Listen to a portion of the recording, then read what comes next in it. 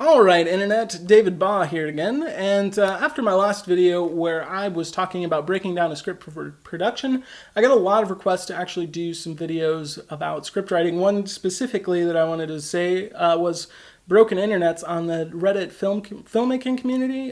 He wanted me to make one about script writing in short form, which is an excellent idea. Now, this is a huge topic, so it's not one that I could really just give every bit of information you would need in one episode, nor can I probably do it in 100 episodes, although you should be better off by the end of this, hopefully. First of all, you want to talk about formatting your script. If it doesn't look right, it typically will get thrown away. And this can sound a bit callous, I suppose, but think about it this way. If you're reading 100 scripts and everybody got the memo that it needs to look that way except for you, it doesn't really speak well of the rest of the project that you have going for you. You're already making mistakes, and I could tell just by looking at your thing that you didn't do it correctly, even though there's applications out there that'll do it for you, like Celtex, like Final Draft. So script writing is done where you are going to see the most important thing from left to right. So action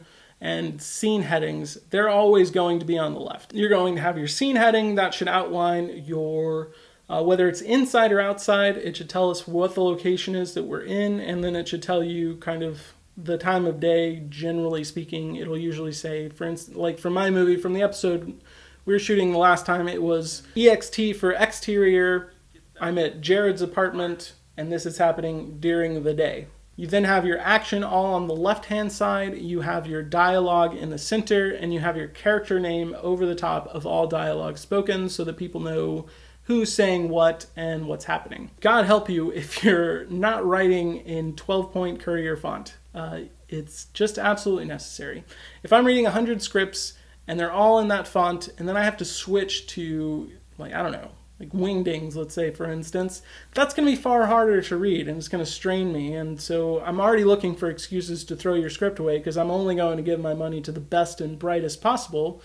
It's just the way that the film industry works. You just have to have it in the right format. So I'll link to some information below. As far as crafting a story and actually coming up with content, it's a lot easier than people make it seem. They just aren't willing to put in the effort to do it. Nothing great is written, it's rewritten. So don't judge your first draft by somebody's 20th draft or even years of effort that they've put into crafting their story based on what you've done, I wrote a script and it didn't work. So in terms of actually coming up with content, there's only 8 original stories. So you have Cinderella, which is sort of the rags to riches, I have to get there by midnight type story. I'm sure you've seen it.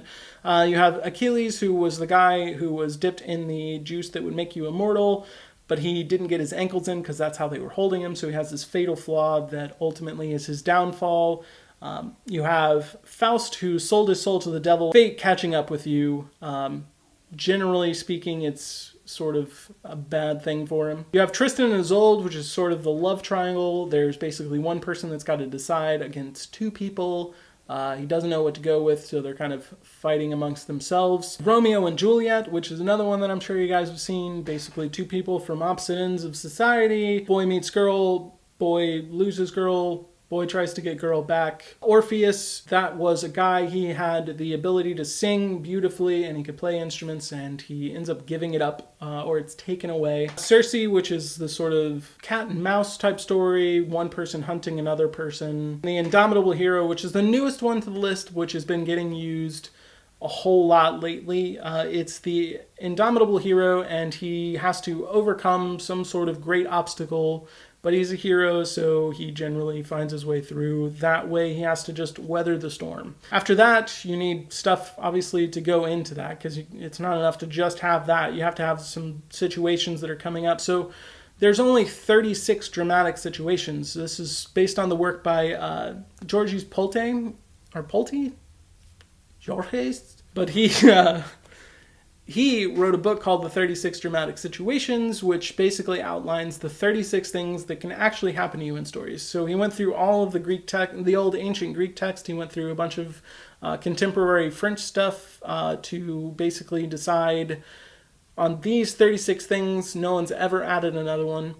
It's pretty thorough. I guarantee you, if you're having writer's block or you're having problems coming up with kind of reasons for scenes, or I guess things to have your characters do, read that list. I guarantee you will have something by the end of it. And I use it all the time. Like if I'm having problems coming up with a scene and I just really can't figure it out, I'll go back and I'll read through those things. Definitely a great resource. I'll link to it down below. There's also 8 characters that pretty much must be in every script. There is the protagonist, who's the hero of your story, or the one that the audience can get behind. There's the antagonist, who he's fighting against. They have sidekicks. So there's the sidekick for the protagonist, and then the contagonist, who's basically the sidekick for the antagonist, because you have to have a level playing field. You have the reason character, who is very logical, very kind of numbers generated, makes all decisions with his head and not with his heart. You have the exact opposite of that, which is the emotion. He's very kind of quick to action, very passionate about things, very quick to anger, generally consumed with all of the emotions. Think, Captain Kirk versus, what's his name? Spock. After that, you have the skeptic, or the guy that doesn't really believe anything that's going on. Say the aliens crash. This is the guy that's like long after everyone, like, I don't know, that didn't really take place, or he doesn't really believe what's happening. The guardian, who that character type is going to basically know what's going on. He's already been through it before, may have helped in something in the past. One thing about this character is that he always dies, because if he didn't die, he could just give the protagonist the answer, and that's not how screenplays work. You have to take somebody from one point and bring them to another. It's a transformation process. Over the 3 acts, he's going to essentially learn something about himself, and so if the Guardian just gave it to him, that would be bad news. But through his death, he typically teaches the person something more and gives him the keys to figuring out what he needs to do. Then you should have generalized content. So you have effectively a rough story outline. You have a bunch of things that can happen to them. You have characters, and you know how to write the script. So the last thing to talk about is structure.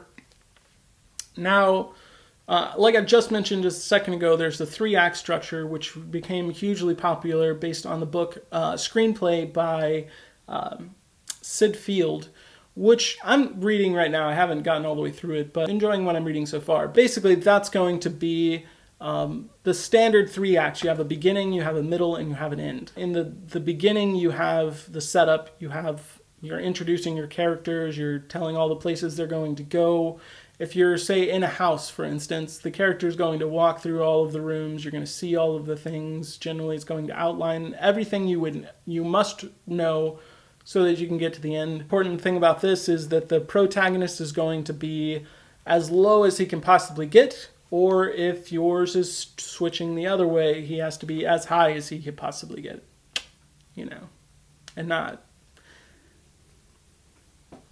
he's either going to be doing really, really well, and he ultimately goes and decides to do something much simpler with his life, or he's at the very end where his life just can't go on the way that it is. Maybe he owes money to somebody or something is happening, and he ultimately ends way up at the top. The second act is the actual parts of him doing it. It's where all of the interesting kind of story plot points you wanted go.